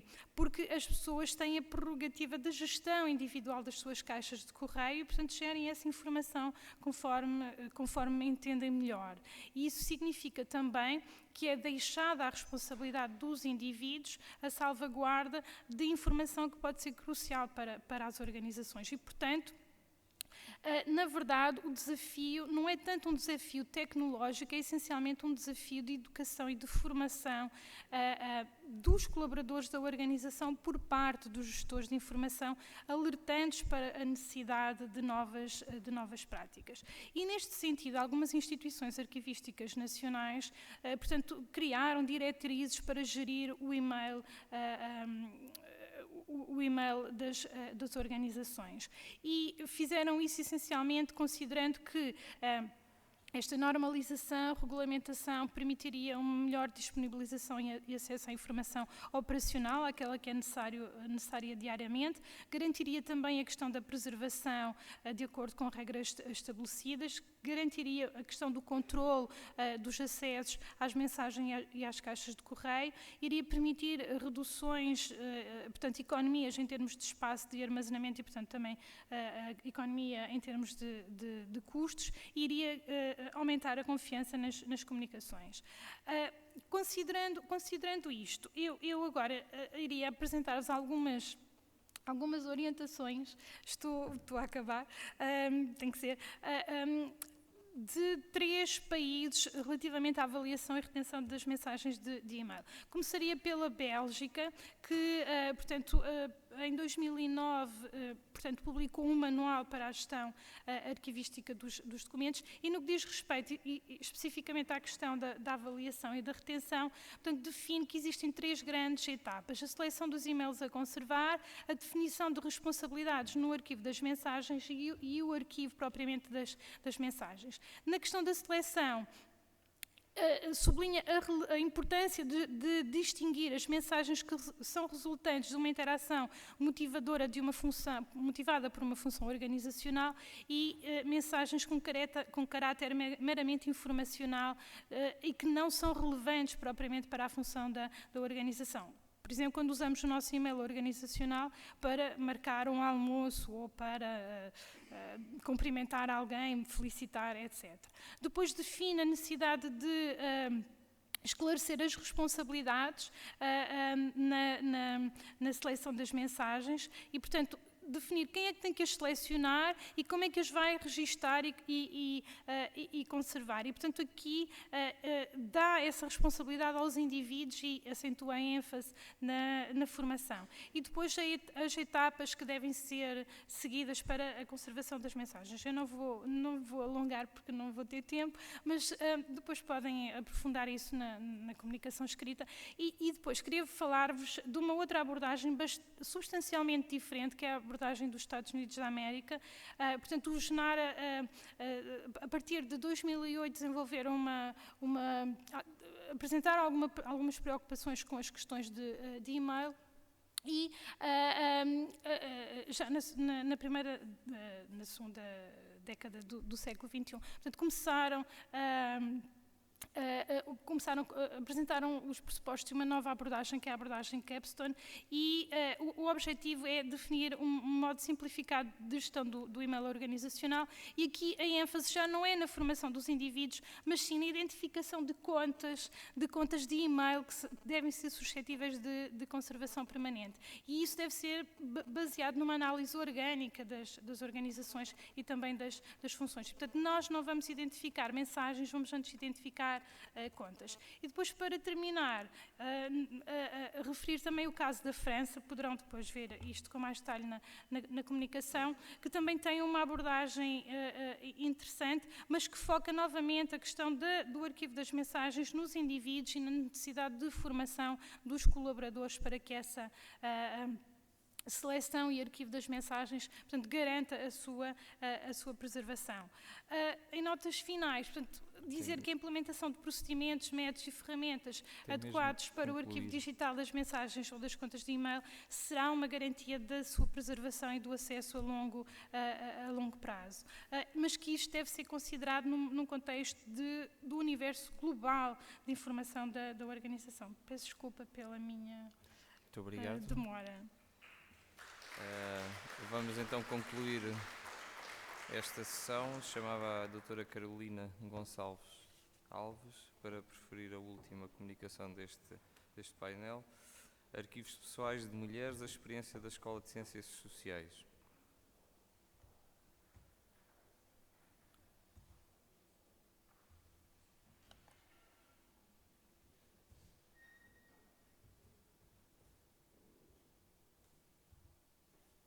Dispõe também de 10 minutos. Boa tarde já. Queria agradecer a presença de vocês aqui, a última apresentação. Eu vou tentar ser breve, porque eu também tenho que apresentar ainda um trabalho num outro grupo. Então, vou tentar ser rapidinho. Meu nome é Carolina, eu trabalho na Fundação Getúlio Vargas, no Rio de Janeiro, na Escola de Ciências Sociais, mas que foi fundada em 1973 por nome de Centro de Pesquisa e Documentação Histórica Contemporânea do Rio de Janeiro, chama CPDOC. Não sei se alguns de vocês conhecem essa instituição, que trabalha particularmente com arquivos privados, arquivos pessoais privados. E essa apresentação é com muito gosto que eu venho apresentar no Dia das Mulheres, uma experiência de narrativas, dar visibilidade a narrativas e vivências femininas. A gente tem trabalhado, esse trabalho em equipe, foi escrito em equipe, que tem organizado 2 arquivos femininos lá no CPDOC, no Rio de Janeiro. O arquivo da Ana Amélia de Queiroz Carneiro de Mendonça e de uma professora antropóloga de uma universidade federal brasileira chamada Ivone Magui. No âmbito da organização desses 2 arquivos, nós começamos a nos perguntar e nos questionar o porquê da ínfima presença de mulheres na instituição, olhando especificamente o caso do CPDOC, mas a pergunta que eu faço para vocês é o quão representativo de narrativas femininas as instituições de vocês trazem, né, arquivos de mulheres. Lá no caso do CPDOC, dos mais de 200 arquivos que estão abrigados na instituição, apenas 11 são arquivos de mulheres. E aí, diante disso, a gente começou a refletir e pontuar sobre algumas questões. E temos discutido muito diretamente com a Michelle Perrot, que fala sobre a dificuldade de encontrar registros e histórias sobre as mulheres nas grandes narrativas históricas. O debate sobre a atuação política feminina, sobretudo no Brasil, tem estado acalorado, sobretudo nas últimas eleições, a gente discutiu a participação e a atuação feminina no legislativo brasileiro. Depois do assassinato de uma parlamentar no estado do Rio de Janeiro, chamada Marielle Franco, esse debate ficou cada vez mais intenso. E, junto a esse debate sobre representação feminina no legislativo, também outros debates, tanto no Estado quanto pela sociedade civil em relação ao aborto, à violência contra a mulher, estão acontecendo de maneira muito intensa no Brasil. Diante disso, a gente se perguntava, né, se as mulheres têm atuado e atuaram ao longo da história de maneira com força, né, de maneira intensa, porque há poucos registros dessas nossas falas e dessas nossas experiências nos arquivos. E aí, olhando, sobretudo, no campo dos arquivos pessoais, que é o caso do CPDOC. E aí a gente tem pensado, eu tenho dialogado com uma intelectual que gosto muito, que chama Grada Quilomba, que é uma pesquisadora portuguesa, mas que cresceu em São Tomé e Príncipe e fala muito da perspectiva do colonizado. Então, ela está dizendo, sobretudo, que não há uma mudez, há uma surdez sistêmica, e aí a gente tem que pensar relações de poder, o quanto essas mulheres, por sistemas de dominação, foram sendo silenciadas ao longo da história. Eu prefiro a surdez sistêmica da Grada Quilomba do que uma mudez que sugere que nós nunca tivemos fala. Pelo contrário, nós sempre falamos. As mulheres são organizadoras dos arquivos familiares, são as grandes gerenciadoras das memórias familiares e privadas. No entanto, elas aparecem muito pouco nas instituições arquivísticas, sobretudo com fundos próprios, né, dos quais elas são titulares, e documentos que foram acumulados por elas próprias. E aí eu tenho trabalhado com 2 perspectivas, né? A importância de dar visibilidade a esses arquivos e, em contrapartida, uma visibilidade por fontes e registros orais, que também fala a Michelle Perrot e também o Pollack, na ideia de memórias subterrâneas. Às vezes eu trabalho muito com a sociologia, porque a minha formação é nas ciências sociais. Então, peço um pouco de compreensão dos colegas arquivistas. A experiência do CPDOC, como eu já falei anteriormente, é que a gente tem mais de 200 fundos, dos quais apenas 11 são arquivos femininos. Todas essas informações estão disponíveis no portal do CPDOC, então não vou me alongar nelas aqui por conta do tempo, mas vocês podem consultar o site do CPDOC e acessar todas essas informações das quais eu estou falando aqui. Em 2015, o CPDOC existe desde 1973. O primeiro arquivo que inaugurou a instituição foi o arquivo do ex-presidente Getúlio Vargas. Com o arquivo do Getúlio, com a chegada do arquivo do Getúlio, o CPDOC começou a receber arquivos de parlamentares que orbitavam em torno da figura do ex-presidente. Então, nós temos muitos arquivos que dão conta da história contemporânea do Brasil e de muitos ex-presidentes do país. No entanto, a linha de acervo, disponível hoje também no site, ela tinha um marcador para homens públicos, personalidades públicas, e não tinha um marcador de gênero. A questão do gênero, de homens e mulheres públicas, ela é oficializada em termos de linha de acervo somente em 2015. A partir daí, as equipes do CPDOC, que trabalham lá no CPDOC, começaram a correr atrás e buscar arquivos para que fosse garantida uma representatividade maior de mulheres no nosso acervo. Isso é um dado muito interessante. Embora o CPDOC tenha sido fundado em 73, majoritariamente formado por arquivos de homens, alguns arquivos de mulheres datam desse período, também dos anos 70. No entanto, esses arquivos vieram, a maioria, anexados nos arquivos dos homens. Essas mulheres eram ou esposas, ou filhas, ou mães desses homens que tinham seus arquivos depositados no CPDOC. Ao longo da organização, foi se percebendo que essa documentação tinha a ver com uma atuação dessas mulheres e dar visibilidade em termos de instrumentos de pesquisa, mencionando, fortalecendo a biografia dessas mulheres no acervo, também é muito importante nesse sentido.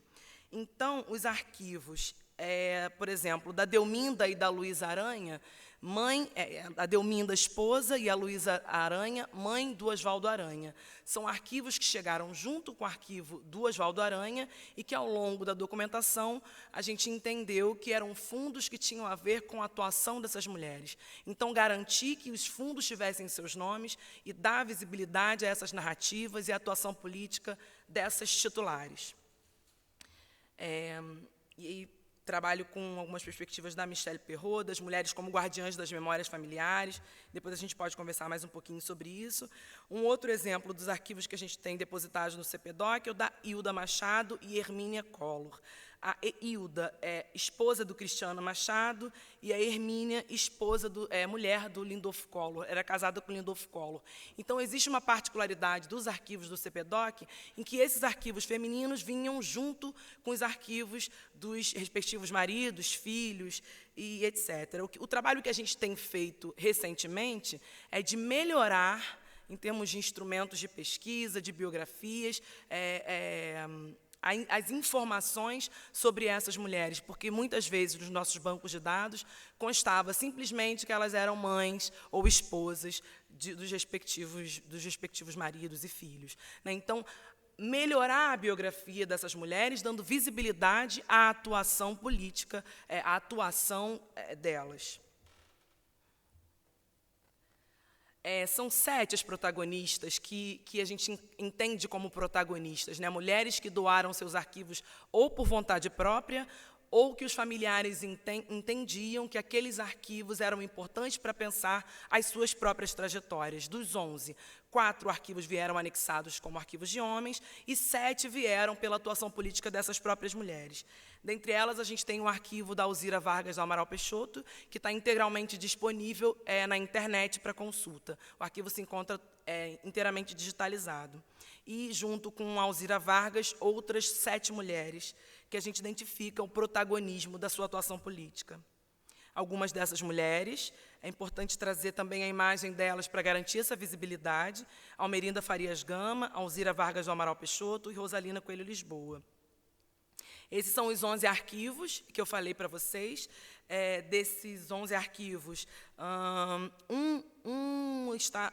apenas um, da Celina Vargas do Amaral Peixoto, ainda não se encontra organizado. Em breve a gente vai organizar e disponibilizar esses arquivos. Todos os outros, com exceção da Ivone Magui, porque a organização ainda está em andamento, estão disponibilizados para consulta no site do CPDOC. Alguns, inclusive, digitalizados. Então, daqui de Portugal, vocês podem acessar alguns desses fundos. Por que eu trago o exemplo da Ana Amélia de Queiroz Carneiro de Mendonça para concluir a minha fala, porque a gente está terminando? A Ana Amélia, o arquivo da Ana Amélia, que foi organizado recentemente, disponibilizado para consulta no final de 2018, ele inverte essa lógica dos arquivos de mulheres que vêm anexados aos arquivos de homens, que era uma tônica que acontecia lá nos anos 70, nos arquivos que foram doados para o CPDOC. O arquivo da Ana Amélia de Mendonça, ele inverte essa lógica, né? É o arquivo do homem que vem anexado ao arquivo da esposa. Então, nesse sentido, ele é um arquivo interessante para a gente refletir sobre a importância de valorizar a atuação política dessa mulher, que foi uma mulher feminista, que lutava pelos direitos das mulheres, pelo direito das mulheres ingressarem na universidade. Então, uma mulher muito importante na compreensão do que a gente chama da primeira onda de feminismo do Brasil, parceira de feministas históricas como Berta Lutz, e formava uma rede pan-americana com outras mulheres na luta pelos direitos da mulher, que naquele momento, sobretudo nos anos 30, 40, tinha uma pauta muito da saúde feminina e censitária, né, pelo direito ao voto. Então, eu trago algumas informações sobre a Ana Amélia, a gente pode conversar depois, mas repito que essas informações estão todas disponíveis para consulta no site do CPDOC. E aí, essa é uma foto que eu acho muito emblemática no arquivo da Ana Amélia, que é nos anos 30 ou 40, a gente não tem a data exata da foto, da Ana Amélia com outras mulheres, que dá conta dessa rede de atuação, que não era só na América Latina, mas nas Américas, da atuação pelos direitos da Ana Amélia e outras mulheres, pelos direitos das mulheres, né, pelos direitos femininos. Esse é o arranjo do arquivo da Ana Amélia, e aí eu chamo a atenção para que as séries espelham a atuação política dela, como eu falei aqui anteriormente, a militância feminista, a militância no campo estudantil e também no campo da literatura, porque era uma poetisa, escritora e grande tradutora das obras de Shakespeare no Brasil. O arquivo conta com mais de 5.000 documentos textuais, que não estão disponíveis ainda na internet, mas toda a nossa luta em termos da visibilidade dessas mulheres é garantir que todos esses arquivos, já que são apenas 11, diante desse universo grandioso que a gente tem de arquivos do CPDOC, esteja em breve disponível para consulta online. O professor, para concluir de verdade, o professor Jardim, aqui no primeiro dia, falou muito sobre a importância de descolonizar o pensamento arquivístico, né? Eu estou integralmente de acordo e acho que a descolonização do pensamento arquivístico passa fundamentalmente em garantir visibilidade à atuação de mulheres, sobretudo a atuação de mulheres não europeias, né? Da atuação de mulheres que estão pelas periferias do mundo. Então, acho importante trazer essa experiência que o CPDOC vem fazendo, né, lá no Rio de Janeiro, e convido, né, os colegas para que olhem seus arquivos a partir das narrativas e experiências de mulheres, porque é importante para que a nossa fala e que as nossas narrativas também componham essa grande narrativa do que é a história do Brasil e a história do mundo, né? Temos muito a falar, sempre tivemos muito a falar, né? Há um projeto que nos silencia. Então, dar visibilidade a essas memórias, trajetórias, experiências, inclusive através dos arquivos e dos registros textuais e iconográficos, do meu ponto de vista, é fundamental. Muito obrigada. Obrigado. Muito obrigado. Como já estamos um pouco avançados na hora que estava determinada para concluirmos, não sei se alguém tem alguma questão a colocar aos oradores que ainda estão presentes na sala. Ninguém? E dirige-se a... Obrigado, Alexandra Aparício, Arquivo Nacional de Angola. Gostaria de parabenizar pelo trabalho que fazem e apenas dizer um comentário. A invisibilidade das mulheres não acontece só na história contemporânea brasileira ou no Brasil, mas nós em Angola, e sei que também nos outros países de língua portuguesa estamos a encontrar a mesma situação. Nós temos casos de mulheres que participaram na luta de libertação nacional e sabemos que elas existiram, mas não são faladas. Neste momento, tanto este mês, que é considerado para nós em Angola, nós dizemos que é o mês das mulheres, no final deste mês haverá um debate na Biblioteca Nacional de Angola sobre a participação das mulheres na luta de libertação nacional, exatamente para se começar a levantar o véu, para fazer com que estas mulheres que ainda estão vivas falem do que foram os seus papéis. Nós sabemos, quando trabalhamos a história, temos referências, algumas estão vivas, já tentámos escolher alguns depoimentos, existe a Organização da Mulher Angolana, existem outras organizações ligadas a outros partidos políticos que participaram na luta de libertação, mas ninguém está a fazer esse trabalho. E é necessário, e acredito que é necessário em todos os nossos países, porque as mulheres participam, são fundamentais, mas depois são silenciadas no que se refere à história. Era o comentário que eu queria, e não sei se está na sala a senhora que apresentou o trabalho sobre o arquivo de Maria Luísa Bastin.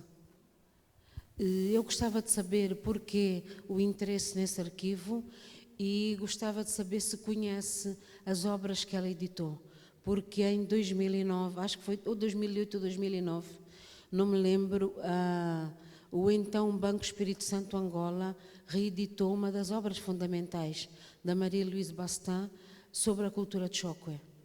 Portanto, ela tem mais outros trabalhos editados, ela foi uma figura fundamental para o estudo da cultura Chokwe e eu achei muito interessante.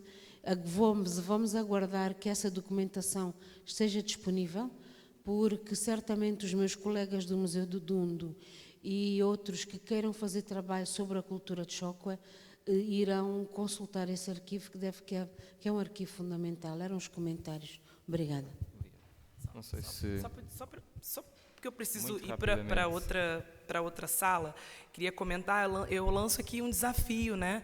Talvez se a gente pudesse pensar juntos uma rede de visibilidade a esses arquivos de mulheres, né? Nós temos muitas iniciativas e talvez a gente pudesse, de fato, conversar para que uma base, eu não sei bem como fazer, mas é possível, porque acredito que a maior parte das informações estejam disponíveis na internet, que a gente possa fazer uma rede de dar visibilidade aos arquivos femininos.